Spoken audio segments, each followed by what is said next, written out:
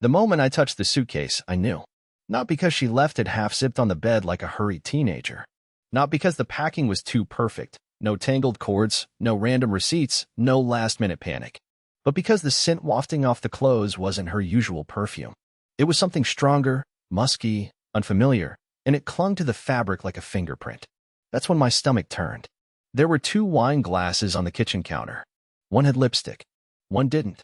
The dishwasher hadn't been run, and the record player was still spinning. I hadn't even made it all the way home.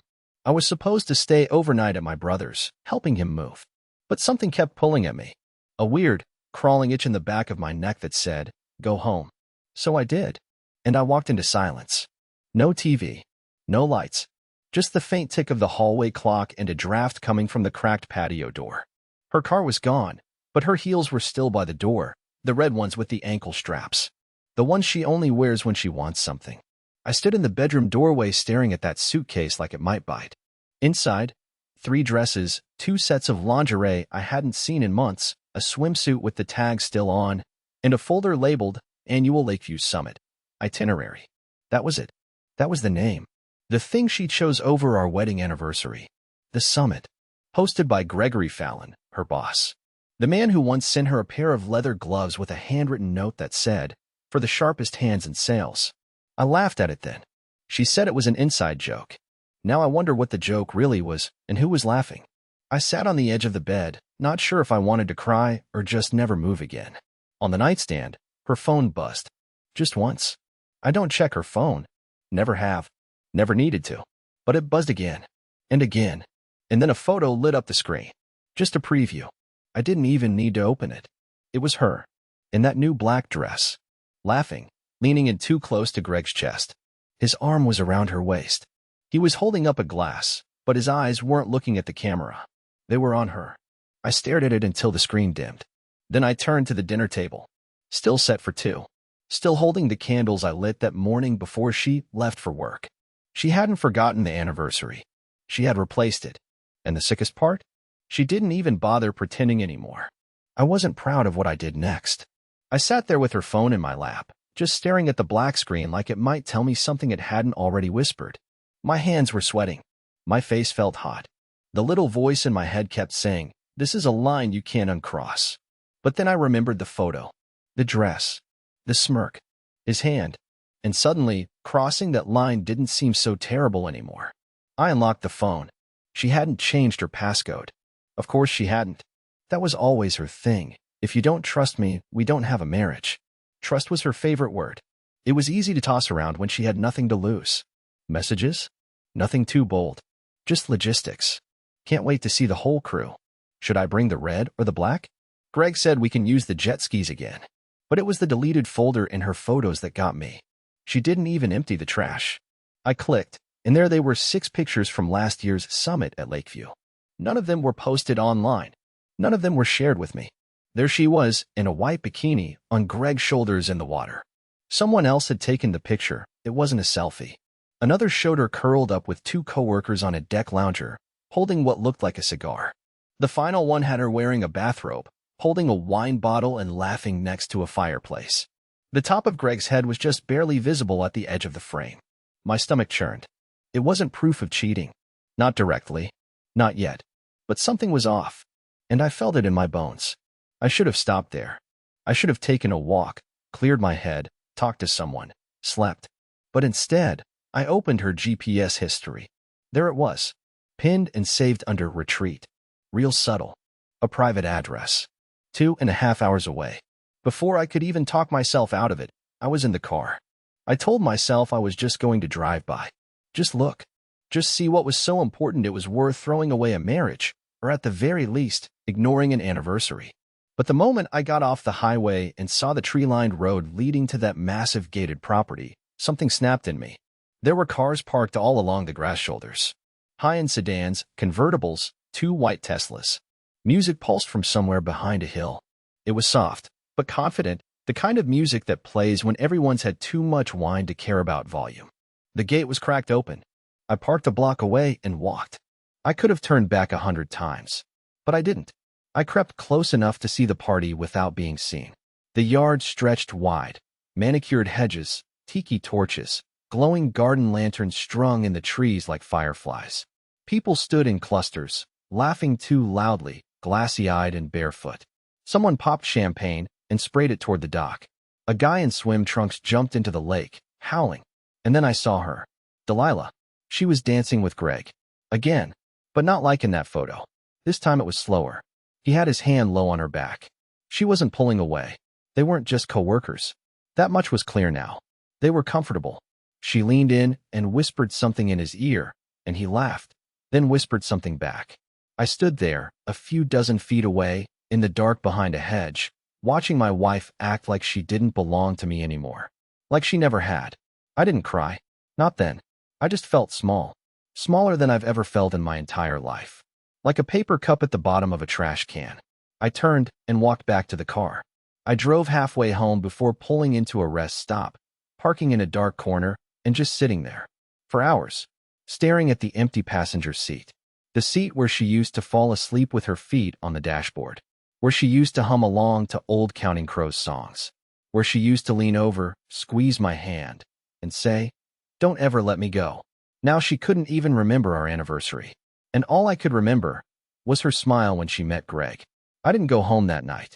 I sat in that dark rest stop for what felt like forever. Hours passed, but I didn't move. I watched semi-trucks roll in, watched people come and go, watched a moth beat itself to death against the windshield.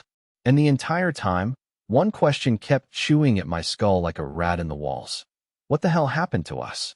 By the time I made it back to the house, the sun was rising. The light looked wrong. Too soft, too golden, like the world was trying to be beautiful while I was unraveling inside. I walked in quietly. I didn't want to wake up the silence. The first thing I noticed was the bed. Still made. She hadn't come back. I thought maybe that would give me relief. But it didn't.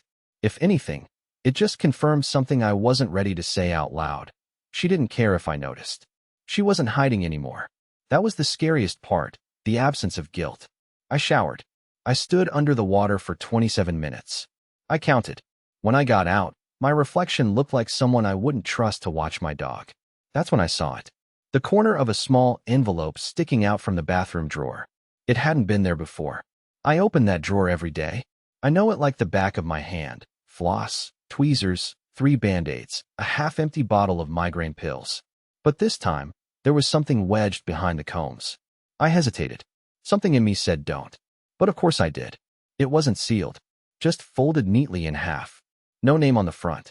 Just a strange, off-center smudge like someone had touched it with fingers slick from moisturizer. Inside, 2 Polaroids. Not digital. Not printed. Not cute, old-timey wedding shots. No, these were the kind of photos people don't post online. The first, Delilah sitting in the front seat of a car, clearly at night. Laughing, holding a flask, with her bare legs folded up on the dashboard. A man's hand, unmistakably Greg's, with his stupid college ring, rested on her thigh. The second, them again, kissing. But not just a kiss, a locked-in, eyes closed, slow kind of kiss. One of her shoes was off. Her hand was behind his neck. She looked happy, peaceful, like she wasn't pretending for anyone. I sat on the edge of the bathtub for a long time, the envelope in my lap, wondering what kind of person finds something like that and doesn't scream. And then it hit me. This wasn't new. These weren't from the party last night. They were older. The timestamp scribbled in ink on the back of one of them said April 22nd. That was nearly 2 months ago. 2 months. I remember that weekend. She told me she was going to a conference in Albany. She came home with a souvenir mug and a story about falling asleep during a keynote speech. I believed her. I even told her I was proud of how hard she was working. She kissed me that night, made me tea, asked about my day. She was kissing me with his cologne still on her neck. I should have thrown something, broken something. I should have torn up the pictures and set the envelope on fire. Instead, I sat there, gripping the photos with both hands like they were going to float away, and whispered the same sentence 5 times before I even realized I was saying it. Why wasn't I enough? It didn't feel like rage. It felt like 100 sharp knives made of cold air sliding into my chest all at once. And somewhere in the back of my mind, something else was forming. A suspicion. Because if she hid these photos here, in our home, in our drawer, then she wasn't scared of being caught. She didn't think I'd ever look. Or worse, she didn't think I'd ever do anything if I found out.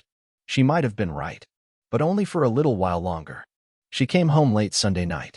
I didn't wait up. I wanted to. God knows I wanted to be the one standing in the hallway when the door creaked open. I imagined myself saying something powerful, even cruel. A single sentence that would make her face crumble. But I didn't. I just lay there in bed with my back turned, pretending to be asleep, listening to the soft click of her heels as she moved through the dark. She didn't turn on the bedroom light. She changed in silence, careful not to make a sound. It felt rehearsed, like she'd done it before. The sheets barely shifted when she got into bed. She didn't touch me, didn't whisper a hey. No awkward attempt to close the space between us. I lay there breathing, slow and even, eyes open, staring at the wall. I didn't sleep. In the morning, she acted like nothing happened. She hummed while making coffee, asked if I wanted toast, wore one of those oversized sweaters she knows I like. I mumbled something about a work meeting and left the house earlier than usual. She didn't ask where I was going. I didn't go to work. I sat in my car 2 blocks away, engine off, the photos still in my glove compartment, the envelope pressed beneath my elbow like some pathetic relic I couldn't let go of. And that's when my phone buzzed. Unknown number. I let it ring once, twice, and then something inside me, some sick instinct, told me to check the voicemail. It was only 19 seconds, and it wasn't meant for me. There was a pause. Background noise. Wind. Maybe waves. Then her voice. Light. Drunk. Way too happy. Greg, you better not fall asleep on me again, she laughed. You owe me a round 2 for that doc stunt. Also, next time, lose the tie, professor. Then silence. Then a click. That was it. No context. No apology. Just her voice, carefree and breathless, floating through my speaker like a knife with a smile on it. I listened to it 3 times. Not because I needed to hear it again, because I couldn't stop. I wanted to memorize the way she said Greg. I wanted to carve it into the inside of my skull so I'd never forget what betrayal actually sounds like. I didn't delete it. Instead, I forwarded it to myself, saved it twice, once under a fake contact labeled utility bill, just in case she checked. When I got home that evening, she was in the kitchen, barefoot, pouring a glass of red wine. She looked up like I was just returning from a business trip. Hey, babe, you want some? I looked at her and felt absolutely nothing. Not sadness. Not hate. Just a numbness. Like I'd stepped out of my own skin and was watching a stranger try to feed me poison with a pretty smile. I told her I had a migraine. She said she'd light a candle. I told her I needed quiet. She nodded, kissed my temple, and left me alone in the study. I sat there in the dark, headphones on, listening to her voicemail again while she took a bath 10 feet away. Greg, you better not fall asleep on me again. You owe me a round 2. Next time, lose the tie, professor. That wasn't just flirtation. That was post something. That was laughter after skin. That was the kind of voice people use when they've already gotten what they want and are planning to come back for more. The worst part? She sounded happy. Unapologetically, joyfully herself. I wanted to scream. But all I could do was listen one more time and start writing a letter. Not to her. Not yet. To someone else. Someone who had a right to know what their boyfriend's been doing behind closed doors with a married woman. Yeah, Greg wasn't single. I didn't eat that night. I barely blinked. I just sat at the dining table, lights off, hands shaking as I scrolled through Greg's Instagram account, something I hadn't done since Delilah started working for him. It didn't take long to find her. Her name was Amelia. That's who he was dating. Maybe more. There were dozens of pictures going back over a year. Him and Amelia at wine tastings, in front of ski lodges, even sitting beside each other at some awards ceremony where Delilah had been standing off to the side, just outside the frame. She looked nice. Warm smile. Real eyes. Nothing flashy. She didn't belong in Greg's world. Maybe that's why he kept her off his work grid. I clicked the message button 5 times before I could bring myself to write anything. I didn't say much. I kept it simple, like tearing off a Band-Aid with trembling fingers. Hi, Amelia. You don't know me, but I think we might have something in common. I'm not sending this to hurt you, but to let you decide what to do with the truth. There's a flash drive headed your way. If you'd rather not open it, that's your call. But I think you already know something's wrong. Then I logged off and drove to the store. I bought a new flash drive, a padded envelope, and one of those blank cards with the vague sunset on the front. Inside the card, I wrote 4 words. For her eyes only. I copied the voicemail file. I also added the 2 Polaroid scans and a folder of screenshots from Delilah's texts. I didn't include anything beyond that. No notes. No commentary. Just facts, cold and undeniable. The woman at the shipping counter gave me a look like she knew. Like she'd seen this before. Maybe she had. Maybe men like me come in every week, red-eyed and quiet, mailing evidence of things they don't want to believe are real. I paid extra for next-day delivery. When I got home, Delilah was in the living room watching some reality show I couldn't name if I tried. She looked up, smiled, and asked if I wanted to order Thai food. I said I wasn't hungry. She shrugged and went back to her show like we hadn't crossed some invisible, irreversible line. I stood behind her for a few seconds too long, watching the back of her head. All I could think about was how she'd once cried watching me eat a peanut butter sandwich on the floor of our first apartment because we couldn't afford chairs yet, and she said, "We're going to make it anyway, Wade. You and me will make it." What a joke. At around 1 a.m., while she was asleep, I crept back into the bathroom. Not to confront her. Not to talk. Just to check something. Just to be sure. The envelope was gone. She found it. That meant she knew I knew. That meant we weren't playing games anymore. But she still hadn't said anything. The next morning, I got the notification. The flash drive had been delivered. Signed for. By Amelia herself. I expected. I don't know. Screaming. Immediate fallout. A message. A phone call. But the silence was worse. That entire day, Delilah was the perfect wife. She texted me a meme. She sent me a link to a news article about some tax law I mentioned once. She even asked if I wanted to do a movie night Friday. She was trying to erase it. To make it vanish. Like if she just acted normal long enough, I'd forget what she did. But that night, something happened I couldn't ignore. Around 2:17 a.m., I heard her phone buzz across the room. One single text. I shouldn't have looked. But of course I did. It was from an unknown number. No name. Just, "You disgust me. Tell him the truth before I do." She stared at the screen for a long time. I could feel her body tighten beside me. She didn't know I was awake. She turned over, slipped out of bed, and went downstairs barefoot. I followed 5 minutes later. She was standing in the dark kitchen, gripping the edge of the counter, staring blankly at the sink. She didn't hear me. She whispered one word under her breath. Just one. But it was all I needed to hear to know everything had cracked. Amelia. The next morning was different. She wasn't pretending anymore. No humming in the kitchen. No meaningless smiles. She moved like someone walking through a dream they couldn't wake from, methodical, slow, avoiding eye contact like I was a hot stove she didn't want to brush against. I watched her butter toast with her left hand, even though she's right-handed. That's when I realized. Her fingers were shaking. Good. She knew. The silence between us had grown so loud it was practically screaming. I didn't say a word. Not yet. Not until I saw how far she'd fall without me pushing. Then, right as I reached for my keys, she spoke. "I need to ask you something," she said without turning around. I froze. "What?" She turned.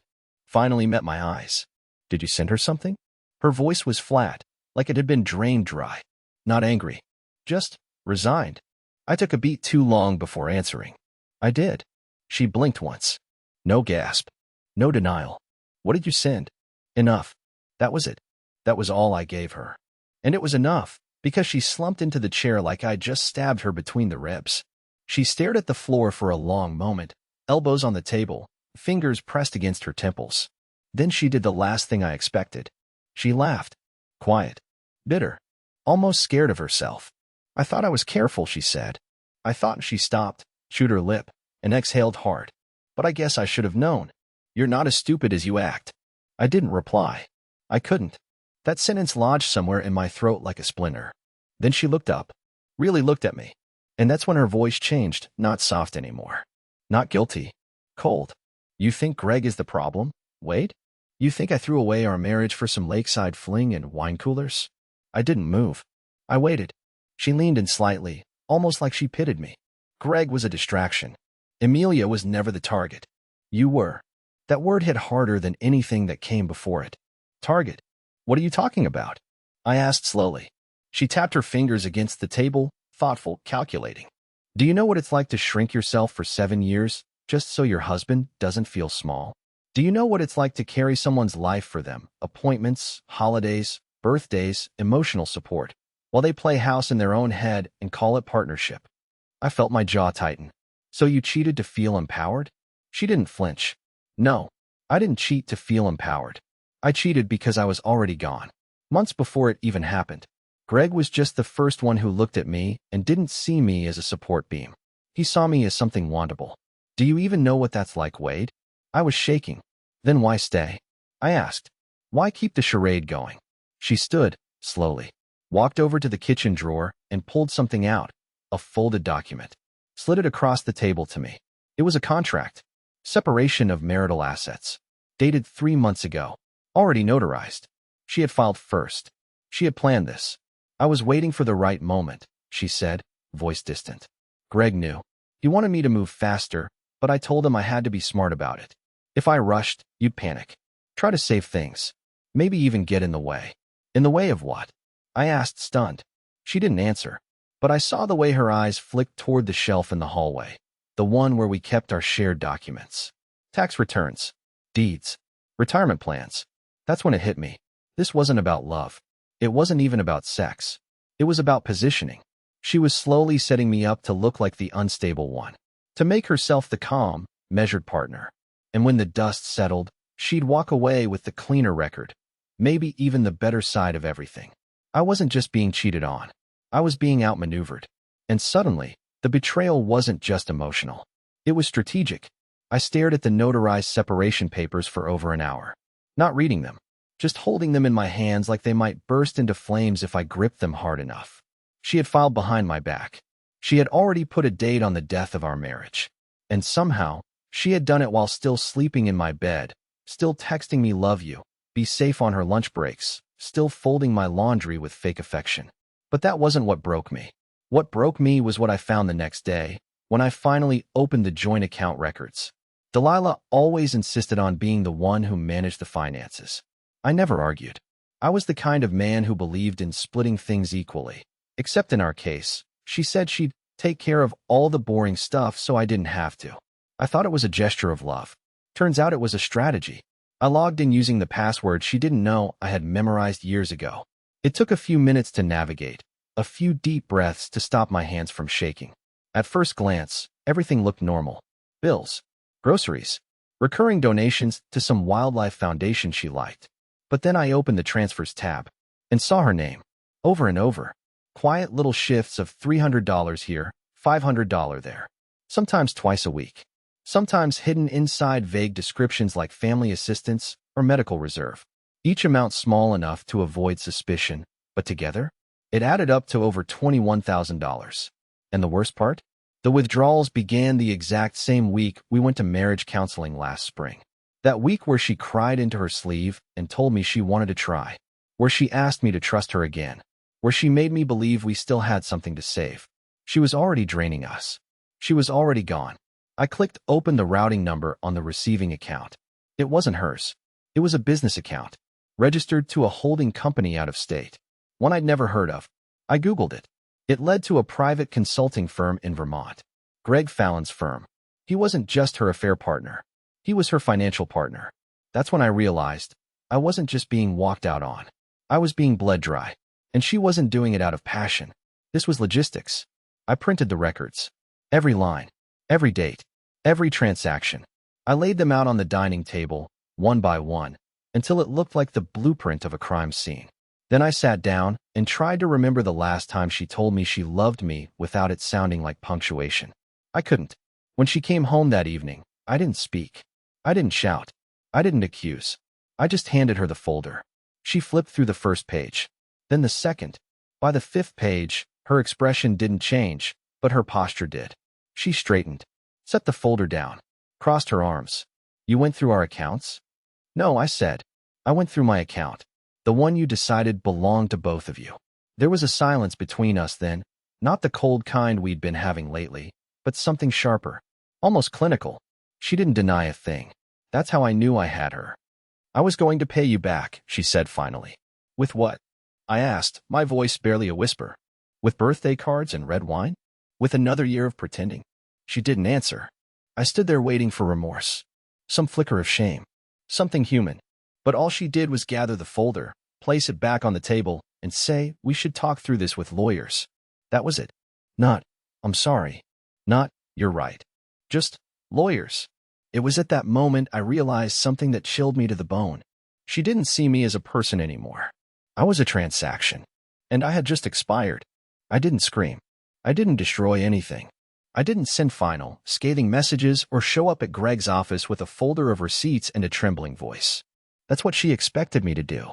She was counting on the messy exit. On rage. On chaos. It would make her look like the sane one. The stable one. The grown-up. Instead, I took the quietest road. I took myself out of her equation. I woke up at 4 a.m. the following Thursday, not because I had to, but because I couldn't bear to be in that house for one more second. I packed a single suitcase. No dramatics. Just the essentials. Passport, papers, the flash drive I had duplicated twice for safety, and the folder of financial evidence. And the ring. I left the ring on the coffee table. I didn't write a note. I wanted her to wonder. 2 hours later, I boarded a train north. No destination. Not really. Just away. Away from the smell of her perfume in the sheets. Away from the silence that had taken up residence between us like mold. Away from the man I became in that house, invisible, pathetic, afraid to see what was obvious right in front of him. I stayed in a quiet lakeside town for a while. Rented a small furnished cabin. No Wi-Fi. No noise. Just books, walks, and silence that belonged to me. For the first time in years, I stopped checking her social media. I started sleeping without needing wine or white noise. I started writing again, not bitter letters or imagined speeches to her, but actual journal entries. Things about what I wanted, what I missed about myself. I realized I hadn't asked myself what I wanted in years. I was always surviving, preserving, bracing, and slowly, the shaking stopped. A month later, I met with a lawyer. Calmly, quietly, I filed a response to her petition with full documentation. Not to fight dirty, but to protect what was mine. The look on her face when she received the legal response, I didn't see it, but I can imagine it.